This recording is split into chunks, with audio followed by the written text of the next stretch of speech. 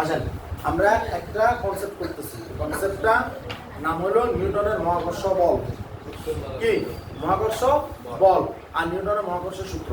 মহাকর্ষ রিলেটেড নিউটনের মহাকর্ষ সূত্র, এটা আমাদের নবম দশম শ্রেণীতে তৃতীয় অধ্যায় বলে আছে, আর অষ্টম শ্রেণীতে কিছু আছে পৃথিবী মহাকর্ষের সপ্তম অধ্যায় আছে। ঠিক আছে, খুব ভালো করে মনোযোগ দেন। এখানে আমাদের এই যে নিউটনের মহাকর্ষ সূত্র, এটাই হলো মূলত মহাকর্ষ বলের সবকিছু। তো নিউটনের মহাকর্ষ সূত্র কি বলছে, ভালো করে মনোযোগ দেন। এই মহাবিশ্বের প্রতিটি বস্তু কণা একে অপরকে নিজের দিকে আকর্ষণ করে। আমার সাথে বলেন জোরে জোরে, এই মহাবিশ্বের প্রতিটি বস্তু কণা একে অপরকে নিজের দিকে আকর্ষণ করে।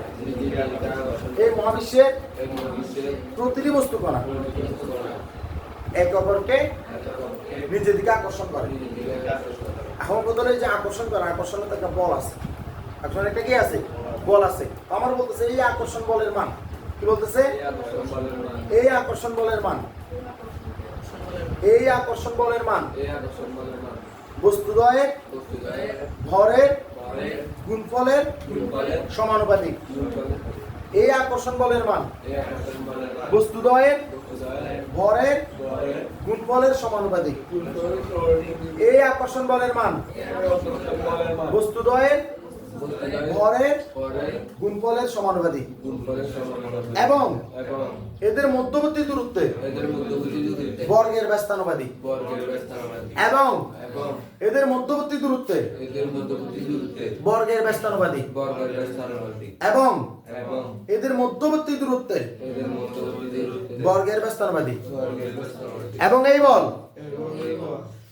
বল বস্তুদ্বয়ের সংযোজক সরল রেখা বরাবর ক্রিয়া করে। এবং এই বল বস্তুদ্বয়ের সংযোজক সরল রেখা বরাবর ক্রিয়া করে। এবং এই বল বস্তুদ্বয়ের সংযোজক সরল রেখা বরাবর ক্রিয়া করে। তাহলে কি বলছি, একবার বলবো। এই মহাবিশ্বের প্রতিটি বস্তু কণা একে অপরকে নিজের দিকে আকর্ষণ করে। এই আকর্ষণ বলের মান বস্তুদ্বয়ের ভরের গুণফলের সমানুপাতিক এবং এদের মধ্যবর্তী দূরত্বের বর্গের ব্যস্তানুপাতিক। এবং এই বল বস্তুদের সংযোজক সরলরেখা বরাবর ক্রিয়া করে। এবার আমার সাথে একসাথে একবার বলবেন, এই মহাবিশ্বের প্রতিটি বস্তু কণা একে অপরকে নিজের দিকে আকর্ষণ করে। এই আকর্ষণ বলের মান বস্তুদ্বয়ের ভরের গুণফলের সমানুপাতিক এবং এদের মধ্যবর্তী দূরত্বের বর্গের ব্যস্তানুপাতিক। এবং এই বল বস্তুদ্বয়ের সংযোজক সরল রেখা বরাবর ক্রিয়া করে। ওকে, তাহলে আসেন এই মহাবিশ্বের দুটো বস্তু কণা ধরলাম, একটা হলো M1, একটা হলো A, সরি, আর একটা হলো B। এই দুটো হলো মহাবিশ্বের দুটি কি বস্তু কণা। এই মহাবিশ্বের দুটো বস্তু কণা এর ভর হলো MA, B এর ভর হলো MB। এদের মধ্যবর্তী দূরত্ব হলো D। দূরত্ব কত? D। তাহলে আমরা বলতেছি মহাবিশ্বের প্রতিটি বস্তু না একে অপরকে নিজের দিকে আকর্ষণ করে। তার মানে আমরা বললাম যে A আর B নিজের দিকে কি করে, A ও B নিজেকে কি নিজেদের দিকে নিজেরা আকর্ষণ করে। এখন বলতেছে এই আকর্ষণ বলের মান বস্তু, এই আকর্ষণ বল বলছে মানে কি, বল বলছে মানে F, বল বলছে মানে কি F। এই F এর মান হবে, আকর্ষণ বলের মান হবে বস্তুদের ভরের গুণফলের সমানুপাতিক। তাহলে বস্তুদের ভর কি, একটা হলো MA আর একটা হলো কত MB, গুণফলের সমানুপাতিক। কথা কি বোঝা যাচ্ছে? এবং এদের মধ্যবর্তী দূরত্বে এবং এই আকর্ষণ বলটাই, আবার এই আকর্ষণ বলটাই মধ্যবর্তী দূরত্ব কি D এর বর্গের ব্যস্তানুপাতিক। কথা কি বোঝা যাচ্ছে? তাহলে এটা হলো 1 নম্বর সমীকরণ, এটা হলো 2 নম্বর সমীকরণ। বোঝা যাচ্ছে কথাটা? তাহলে এই এটা হলো কি ব্যস্তানুপাতিক রয়ে গেছে। এবং এই বল বস্তুদ্বয় বা কণাদের সংযোগ সরলরেখা বরাবর কি হয়, কি হবে, শুধু এই সরলরেখা বরাবর হবে। এটা এই দিকে হবে না, এই দিকে হবে না, এই দিকে হবে না, এটা হলো এই দুইটা যেভাবে আছে ওইটার মধ্যবর্তী সরল রেখা। কথা কি বোঝা যাচ্ছে? কথা বোঝা যাচ্ছে কিনা? ক্লিয়ার? এখন এই যে দুইটা সমীকরণ আছে, দুইটা সমীকরণ কিসের সমানুপাতিক সম্পর্ক দেখাচ্ছে আর কি। একটা এটা হলো যে ধ্রুবক সমানুপাতিক সম্পর্কটা, এটা ভাগ ভগ্নাংশ করলে এটা ব্যস্তানুপাতিক হয়ে যায়, আর গুণ থাকলে সমানুপাতিক থাকে। এখন এই দুটাকে একসাথে লিখলে কিরকম হবে ব্যাপারটা? F basis M A into কত এম বি বাই কত ডি স্কয়ার। কথা কি ক্লিয়ার? আমরা জানি সমানুপাতিক সম্পর্ককে বলছিলাম না যে একজনের বেতন 3000, একজনের বেতন 6000, ক্লিয়ার? তো 3 বারই একজন 6 একজন 6 বারই 7 হয়, তাহলে সমানুপাতিক অবস্থা। কিন্তু তাহলে কি সমান নাকি? এটা বলে এটাও পারে, এটা কমলে এটাও কমে, তাহলে কি সমান নাকি? সমান না। কথা কি বোঝা যাচ্ছে? তো তাহলে এখন এই সমানুপাতিক সম্পর্কটাকে আমরা যদি সমান করতে চাই, কি করতে চাই? সমান করতে চাই, তাহলে 3 আর 6 সম্পর্ক সমানুপাতিক, কিন্তু সমান করতে হলে কত লিখবো? 2 লিখবো না? কারণটা লিখবো 2টা, 3 লগে 2 লিখবো, তাহলে না এই পক্ষে 6 আর ওই পক্ষে 3 গুণ 2, দুটোটা 6 সমান। বলছি না আগে এগুলো? তো এই সমানুপাতিক সম্পর্ক যদি আমরা সমান করতে চাই, সমান চিহ্ন দিতে চাই, তাহলে এখানে একটা সমানুপাতিক ধ্রুবক আনতে হবে। কি আনতে হবে? সমানুপাতিক ধ্রুবক আনতে হবে। এখানে একটা সমানুপাতিক ধ্রুবক আনতে হবে, বুঝা গেছে? এই রেড করার জিটা হলো কি সমানুপাতিক ধ্রুবক, যে কি করছে সমানুপাতিক সম্পর্কটাকে সমান করছে। এখন এই জিটা নাম কি? এই জি এর নাম কি? খুব ভালো করে মনোযোগ দেন। এই জির নাম হলো মহাকর্ষী ধ্রুবক। এই জির নাম কি? মহাকর্ষী ধ্রুবক বা সার্বজনীন ধ্রুবক বা মহাকর্ষী ধ্রুবক। এটা কি বোঝা গেছে? এই মহাকর্ষ ধ্রুবক জির মান হলো 6.675 into 10 to the power minus 11। 6.675 into 10 to the power minus 11। আমি এককটা দিচ্ছি না, এককটা আপনারা দেখেন কিভাবে লেখেন। এই জিটা আছে না, তাহলে জি যদি আমি বাইর করতে যাই, জি মান যদি আমি বাইর করতে যাই, জি এর সাথে M A R M B কে গুণ, তাহলে M A R M B কি হয়ে যাবে? ভাগ। জি এর লগে এম এ এম বি গুণ, এটা ভাগ। ডি স্কয়ার এটা ভাগ ছিল, তাহলে এটা হয়ে যাবে কোথায়? ডি স্কয়ার কোথায় চলে যাবে? উপরে চলে যাবে। আর ডি স্কয়ার লগে কে আসবে? এফ। কে আসবে? এফ। তাহলে এফ কা আগে লিখেন, ডি স্কয়ার করে লিখেন, তাহলে F D square by M A M B no. তখন এফ এর একক কি? এফ এর একক কি? বল। বলের একক হলো নিউটন। বলের একক কি? নিউটন। ডি মানে কি? মিটার। দূরত্বের একক কি? মিটার। তাহলে ডি স্কয়ার মানে কি? বর্গ মিটার। নিচে কি? ভর। ভর কোগা দুগা, এটার বড় কেজি, এটার বড় কেজি, তাহলে 2 কেজি। তাহলে নিউটনের square metre per square KG, কারণ এগুলো নিচে, তার মানে কি ইনভার্স সমান হবে? হবে কি না? তাহলে এটা হলো কার মান? এটা হলো জি এর মান, আর লগে দিকে লিখে রাখছি একক, লিখে রাখছি। এটা কি? একক। মনে দেখবো পরীক্ষাটা আগ করে দেখবেন না, চাই দেখবেন না, দাগাইবেন সুন্দর মতো। কথা ক্লিয়ার? এই মহাকর্ষী ধ্রুবক জি এর মান 6.675 into 10 to the minus 11 newton square metre per square KG. কথা কি বোঝা গেছে? এখন এই যে আমি লিখলাম, এটার মাত্রার দরকার আছে। মাত্রা নিউটন মানে কি? এফ মানে কি? এফ মানে তো এম। এফ মানে কি? এম। এম মানে কি? কেজি আর কি metre per square second. KG মানে কি? মাস। মিটার মানে কি? লেংথ। সেকেন্ড মানে কি? টাইম। এম এর ইনভার্স 2। এটা কি ছিল? এম এর ইনভার্স 2 এটা কি ছিল? এটা ছিল বলের মাত্রা। বলের মাত্রা ছিল না? তাহলে লিখি এই নিউটন মানে হলো এম এল ইনভার্স কত? 2। স্কয়ার মিটার মানে কি? মিটার মানে মিটার মানে লেংথ। Length square. কেজি মানে কি? মাস। মানে এম কত? ইনভার্স 2। তাহলে দেখ, এখন ছোটবেলায় তুই শিখছিলি, দেখ এম আর এম ইনভার্স 2, তাহলে কি হবে? M inverse 1। এল এন দিক গিয়া এন্ডে দুগো, তাহলে এল কোকো হবে 3 গিয়া। 3 ইনভার্স কত? 2। এটা হলো মূলত এটার মাত্রা। এটার মাত্রা। তোর মাত্রার দরকার নেই, তোর একক দরকার। বোঝা গেছে? কথা কি বোঝা গেছে কিনা?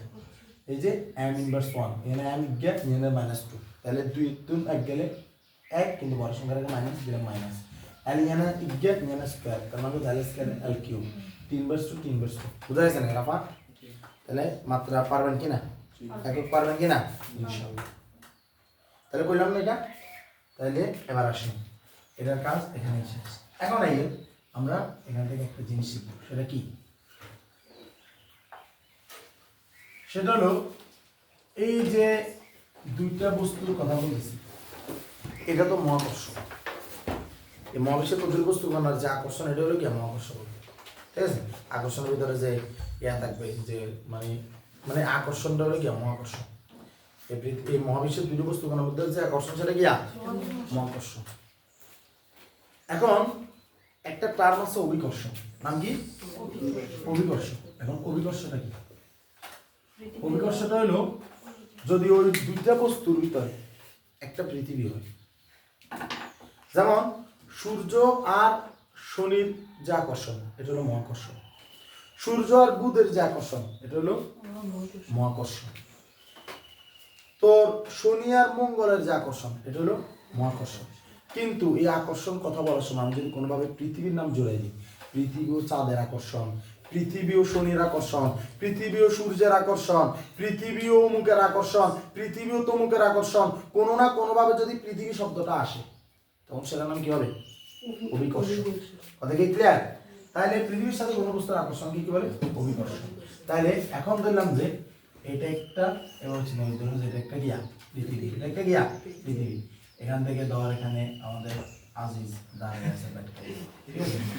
এখন আজিজ বলতে চাচ্ছে এই পৃথিবীকে বিদায় জানাতে চায়, বিদায় পৃথিবী কোনটা যাবে? পৃথিবী বিদায় জানাতে, তারপর বলে দিতে চাচ্ছে পৃথিবীকে বিদায় জানাতে চায়।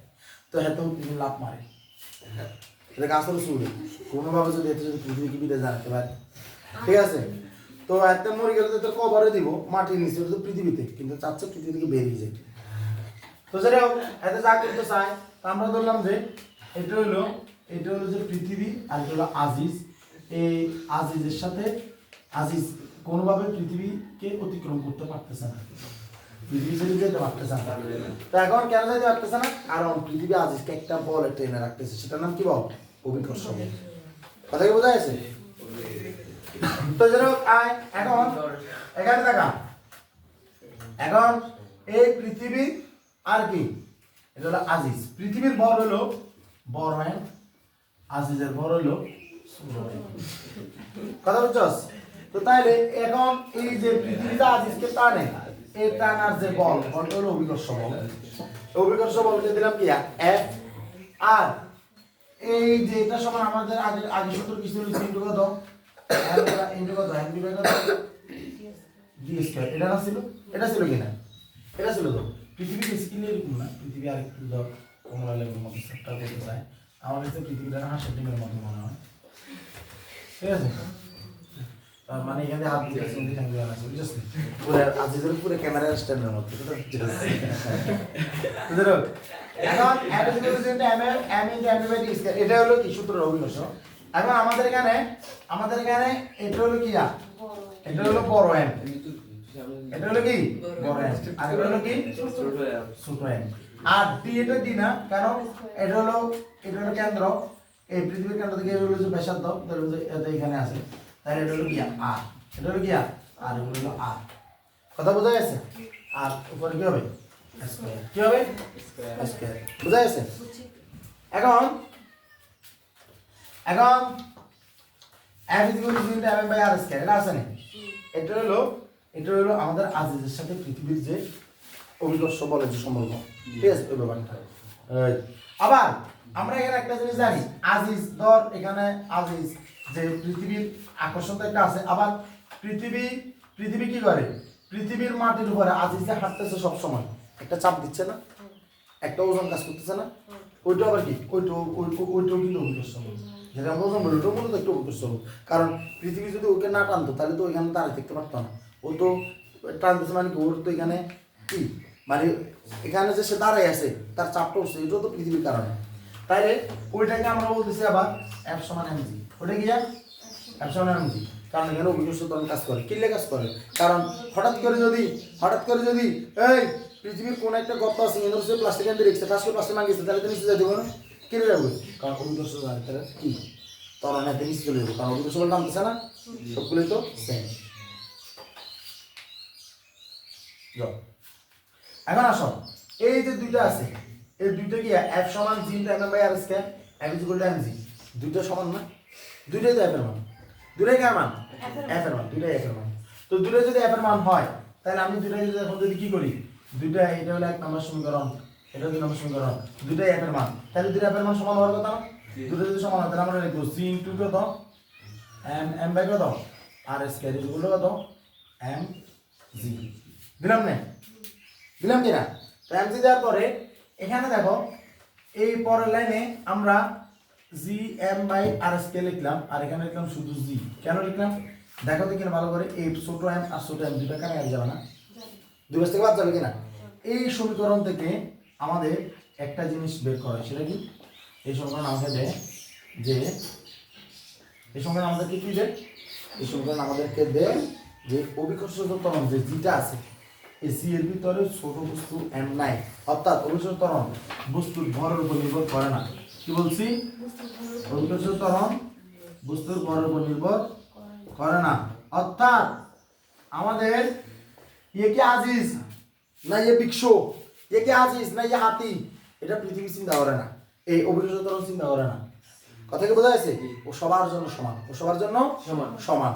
তাইলে এখন এখান থেকে এই আজিজ আজকে এই জিনিসটা জানার পরে আজিজ এবার কোথায় উঠছে, আজিজ উঠছে একটা বিরাট বট গাছে। এটা বুঝছো?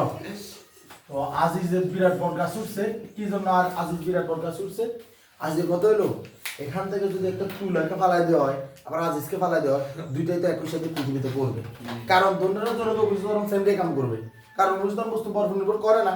তাইলে তুলে এটা যেভাবে পড়বো এতে যত মনে অনেক ক্ষোভ, মনে ক্ষোভ, তো ক্ষোভটা চলে যাবে যদি কি করে তুলার মতো যদি আস্তে আস্তে আস্তে আস্তে বাতাসে ভাবে এলে দুলে দুলে দুলে নিচে পড়ে।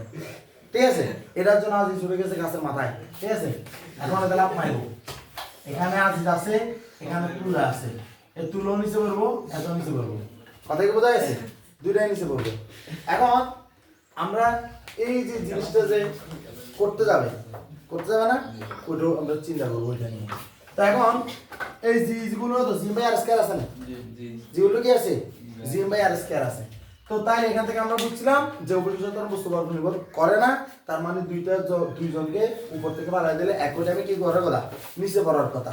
তো আজ যে কি করছে এখানে উঠে সে তার হাতে তুলা কই ভাবে ছেড়ে দিল, সে নিজে কি পড়ে গেল, কিন্তু হঠাৎ করে দেখলো যে তুলা তো আকাশে ভাসে, হাতে তো চোখের পলকে নিচে পড়ে শীতই আছে।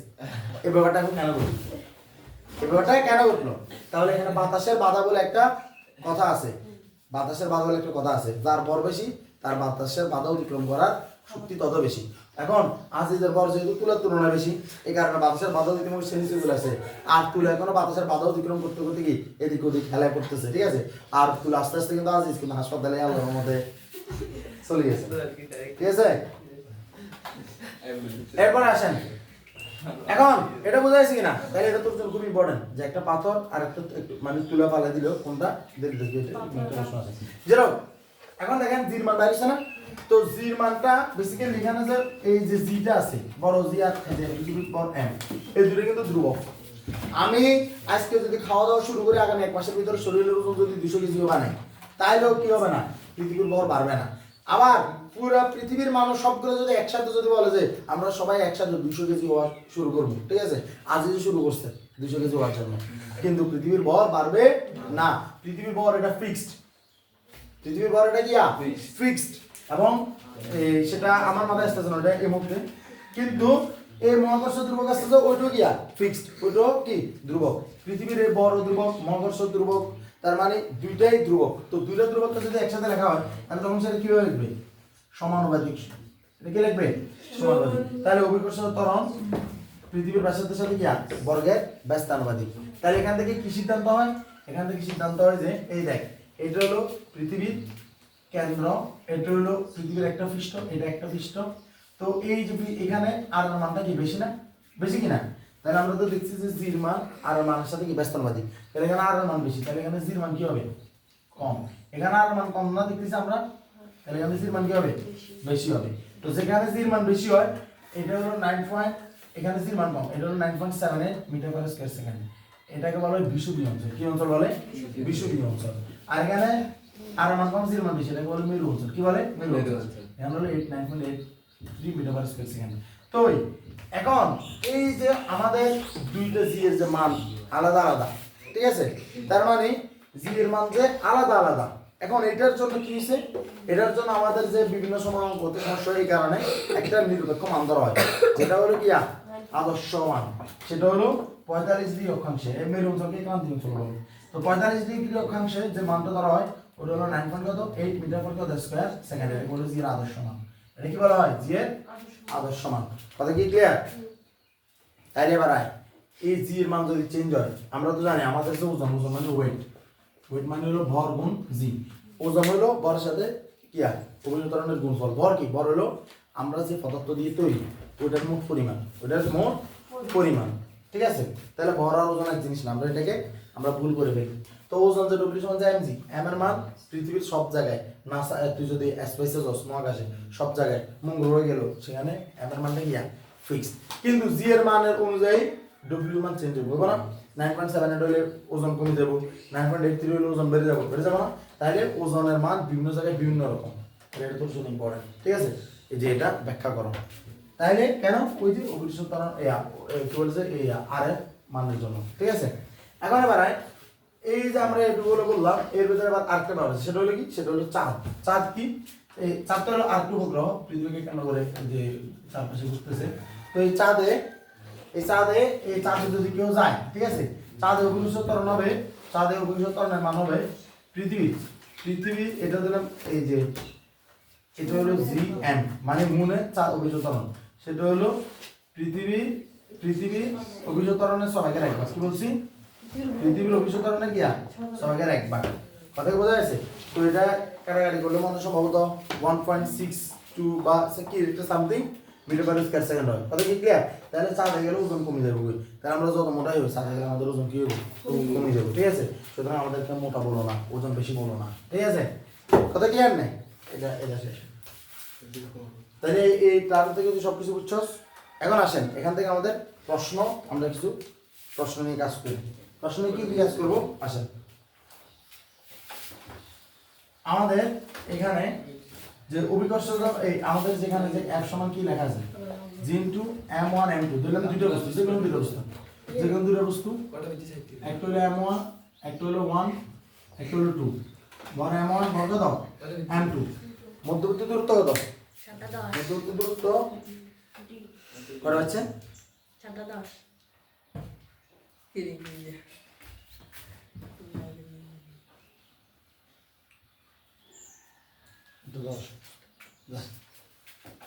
দেখো এই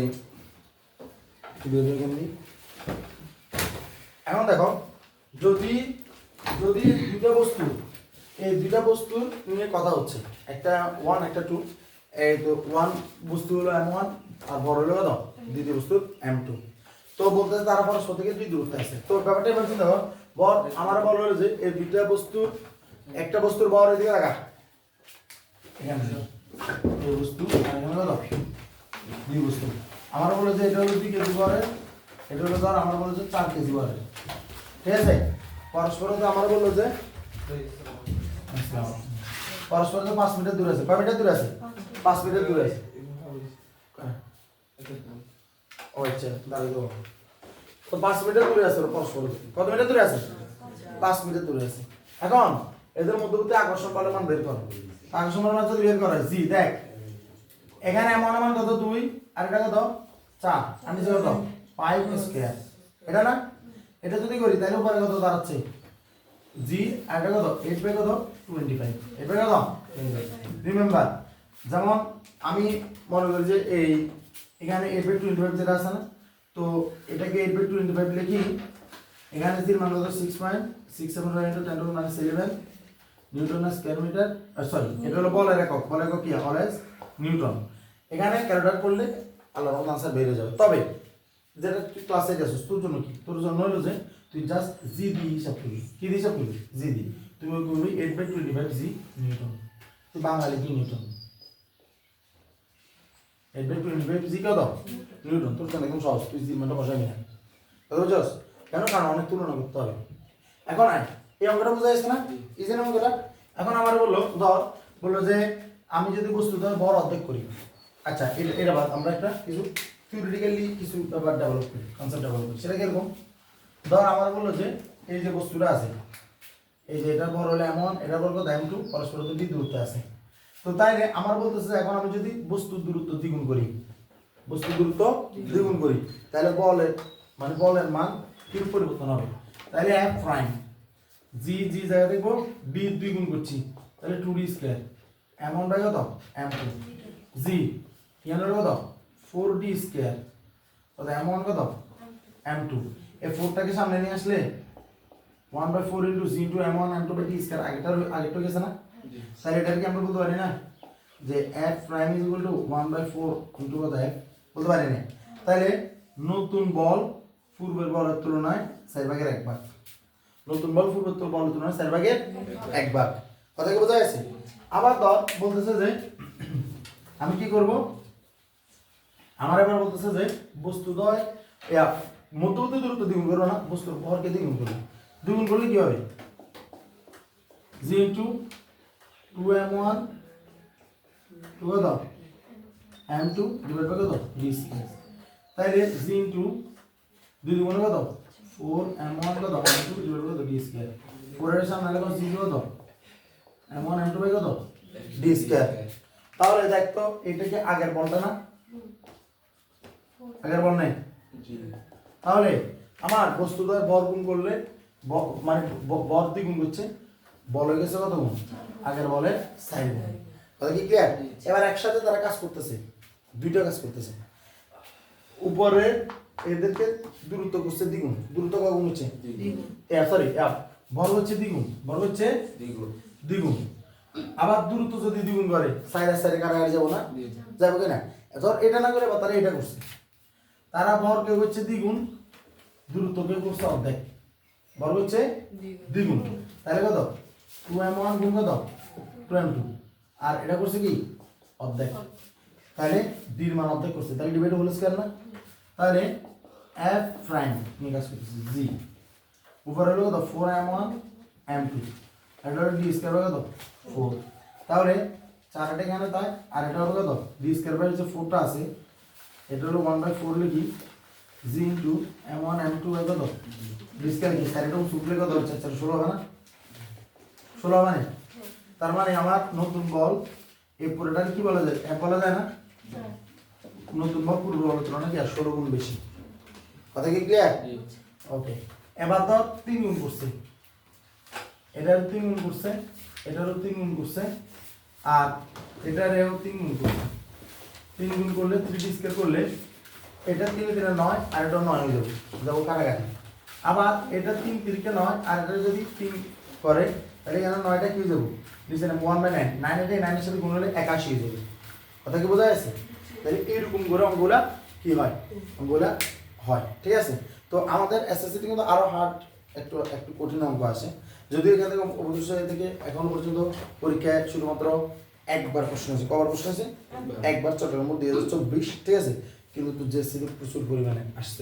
ঠিক আছে এবার বন্ধুদের সামনে পরীক্ষা হবে ভালো করে প্রিপারেশন নিবে ঠিক আছে তাহলে আরো সব আমি তোমাদেরকে এবার আরেকটা জিনিস শিখাই সেটা হলো যে আজিজ যে গাছের উপর উঠে গেছিল গাছের উপর উঠে গেছে তাহলে তার জন্য ভবিষ্যৎ কিভাবে হিসাব করা হবে এই দাদা ভবিষ্যৎ কিভাবে হিসাব করা হবে সে এই উচ্চতা উঠে গেছিল তাহলে ব্যাপারটা হলো আমাদের যে জি ইজ ইকুয়াল টু কত G is equal to GM by কত আর স্কয়ার ছিল না ছিল কিনা এখন সে যে এইচ তে উঠে গেছে তাহলে ব্যাসার্ধ থেকে আবার এইচ বেড়ে গেছে না তাহলে আর প্লাস এইচ হোল স্কয়ার আর এটা হলো জি কথা কি বোঝা যাচ্ছে এটা হলে নতুন জি প্রাইম হবে GM by R plus H কত হোল স্কয়ার ক্লিয়ার হলো এর মধ্যে এটা ওকে তাহলে অবশ্যই এটা আমাদের জানা হলো এরপর আমরা কি জানবো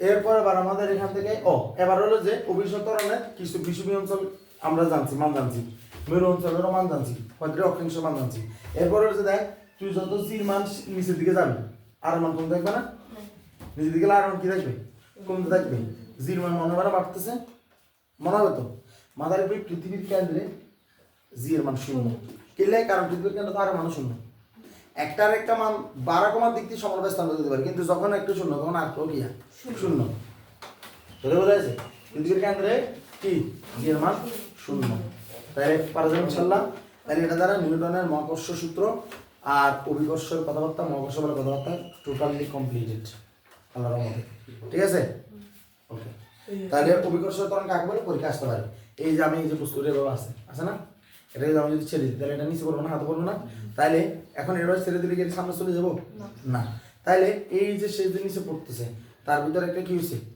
রিমেম্বার যেখানে এটা একটা এই যে এখানে যেটা পড়তেছে এটা আমার হাতে একটা আঘাত করছে যেখানে আঘাত করে ওখানে গতিশক্তি সম্পর্ক আছে যেখানে গতিশক্তি সম্পর্ক আছে সেখানে ভরবেগের কথাবার্তা আছে কথা কি ক্লিয়ার? যেখানে ভরবেগের কথাবার্তা আছে সেখানে বলের কথা আছে। মাথায় রাখবা, বল সবসময় কি করে? বল সবসময় ভরবেগের পরিবর্তন করে। বল সবসময় কি করে? ত্বরণ সৃষ্টি করে। কথা কি বোঝা যাচ্ছে? তাহলে এই যে অভিকর্ষ বল, এখানে একটা ত্বরণ সৃষ্টি করছে, এটার নাম কি? অভিকর্ষ ত্বরণ। এটা কি সৃষ্টি করছে? অভিকর্ষ ত্বরণ। অভিকর্ষ বলের প্রভাবে, অভিকর্ষ বলের প্রভাবে পড়ন্ত বস্তুর বেগ বৃদ্ধির হারকে অভিকর্ষ ত্বরণ বলে। অভিকর্ষ বলের প্রভাবে পড়ন্ত বস্তুর বেগ বৃদ্ধির হারকে অভিকর্ষ ত্বরণ বলে। এখন এই অভিকর্ষ ত্বরণ যেটা বলতেছি, অভিকর্ষ ত্বরণ কত? জি গুণ 9.8 মিটার পার সেকেন্ড। এটা কিন্তু আমরা ধরি। তাহলে মাথার বিষয়টা কিরকম? এই যে পৃথিবীটা আছে, এই যে এটা হলো পৃথিবী, এখানে ধর এটা হলো স্পেস স্টেশন। এখান থেকে যখন একটা মানুষ নিচে পড়তে থাকে, তো নর্মালি সে এখানে তার এই যে প্রথম উচ্চতাতে তার ব্যাগ যত হবে, এই উচ্চতাতে তার ব্যাগ একটু বেশি হবে, এখানে আর একটু বেশি হবে, এখানে আর একটু বেশি হবে, এখানে আর একটু বেশি। কারণ প্রত্যেকটা সেকেন্ডে তার ব্যাগ বাড়তেছে, প্রত্যেকটা সেকেন্ডে তার ব্যাগ বাড়তেছে। আর ব্যাগ বৃদ্ধির অভিকর্ষ ত্বরণ সেটা কেমনে বাড়ে? তো জির মান যদি 9.8 মিটার পার সেকেন্ড হয়, তোরা মাথায় তোরা এটা এটা শোনা বা কবি যে তুলা আবার বস্তু পাথর একই সাথে পৃথিবীর ভূমিতে নেমে আসছে একটা একটা গিয়া বায়ুশূন্য স্থানে, বায়ুশূন্য স্থানে তুলার পাথরকে একসাথে ছেড়েছে, একসাথে পৃথিবীতে আসছে। এটা কিন্তু প্রমাণিত জিনিস, গ্যালিলিও এমনি এই ব্যাপারটা ইয়া করে নাই। তো যেটা হোক, এখন দেখ এটা তার কি বোঝায়? এই বস্তুটা যে পড়ন্ত বস্তু প্রথমে স্থির অবস্থানে 0 থাকে, পরবর্তী 1 সেকেন্ডের ভিতরে এটা 9.8 হয়ে যায়, পরবর্তী সেকেন্ডে এটা 19.6 হয়ে যায়, পরবর্তী সেকেন্ডে এটা 29.4 হয়ে যায়, পরবর্তী সেকেন্ডে এটা 39.2 হয়ে যায়, পরবর্তী সেকেন্ডে এটা 49 হয়ে যায়, পরবর্তী সেকেন্ডে এটা এই মানে তোর যে 58 এটা কি বলে যে এই 8 মিটার পার সেকেন্ড এরকম করে এটা বাড়তে থাকে। কথা কি বোঝা যাচ্ছে? মানে ব্যাটারি এইভাবে এটা বাড়ে। ক্লিয়ার? ক্লিয়ার কিনা? তাহলে যে মতো ওই সময় তো অনেক বেশি কি হয়, অনেক বেশি কি হয়, কেউ এটা ইয়া থাকবে, ব্যাক থাকবে। ঠিক আছে? তো বাইক যদি বেশি হয় তাহলে ওই মুহূর্তে শক্তিরও বেশি দেখবো। ঠিক আছে?